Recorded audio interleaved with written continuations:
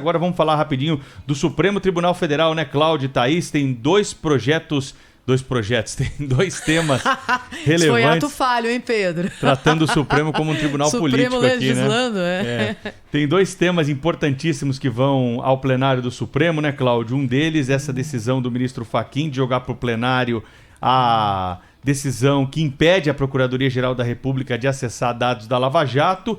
E tem a questão que envolve a presidência da Câmara e do Senado, né, que pode ser, de alguma forma, modificada a interpretação pelo Supremo Tribunal Federal, uma vez que os presidentes não podem ser reeleitos na mesma legislatura.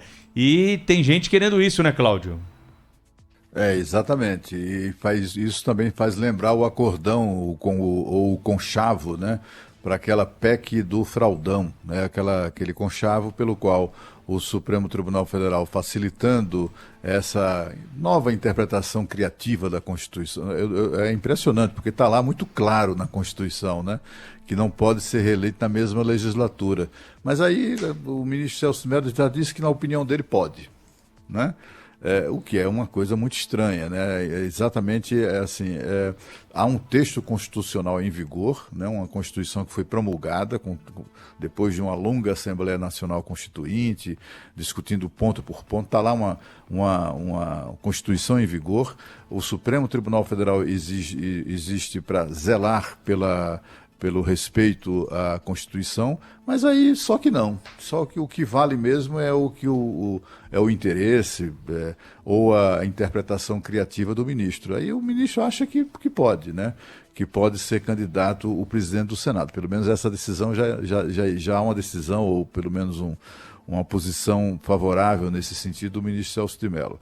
Falta agora o presidente da Câmara, imagina se ele não vai conseguir, né?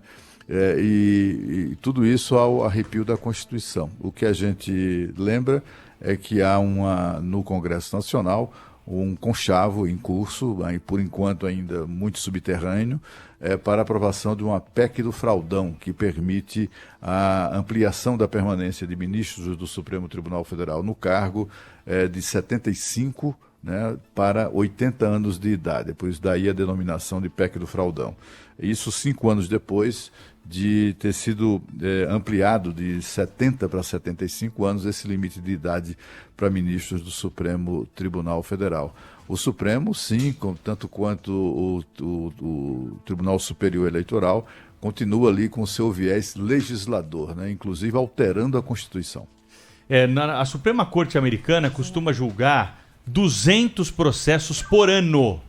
200 processos por ano. Eles têm um mecanismo lá que eles impedem a chegada de todos os casos na mais alta corte do país. Há um mecanismo ali para que eles possam barrar esse tipo. As reuniões lá são secretas, as reuniões são para discutir realmente os assuntos mais importantes. Claro que há um outro sistema jurídico por lá, mas serve, claro, sempre de parâmetro. Me incomoda, viu, Cláudio? Toda vez que a gente vê aí um balanço mensal, trimestral, anual da assessoria de um ministro do Supremo que diz assim, o gabinete do ministro fulano de tal julgou 1 milhão de processos, como se isso fosse uma marca boa. Isso é uma marca péssima, né? Se chegar a 1 milhão de processos a um gabinete lá, de um ministro do Supremo Tribunal Federal, é algo que deveria ser combatido, porque se está chegando 1 milhão de processos nesse gabinete, algum problema nós temos no nosso sistema jurídico, né?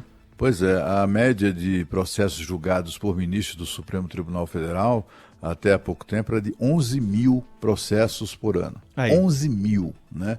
Aí eu fico pensando, se você for dividir 11 mil, eu não digo nem pelo número de dias úteis, que aí seria ainda mais chocante, né? Pelo número de dias do ano, né? E você verificar a média de processos que são julgados por dia, é preocupante, porque não é possível, não é razoável acreditar que o ministro do Supremo Tribunal Federal tenha tido tempo hábil para sentar, nem que seja no banheiro, né, para pensar sobre determinado processo, né, ou para pensar, refletir e decidir sobre aquela quantidade imensa de processos que ele tem que julgar. Eu não acredito nisso, absolutamente não acredito. Mas é o Supremo Tribunal Federal, eles parecem gostar muito disso, né?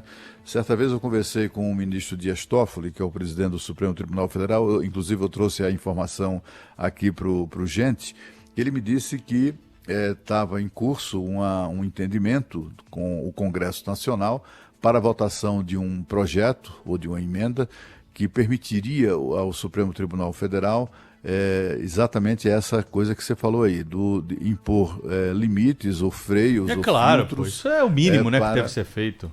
Mas só que isso não andou, eles não parecem ter interesse, entendeu? Acho que essa coisa de ter muito processo, de se meter na vida de todo mundo, o ministro do Supremo toma decisões, né, sobre assuntos que, pelo amor de Deus, ele não tem que estar se metendo nisso, né? O Supremo Tribunal Federal, depois de um julgamento rumoroso, decidiu sobre de quem era o título daquele ano lá polêmico, se era do Sport do Recife ou do O Flamengo. poder inebria, né, Cláudio?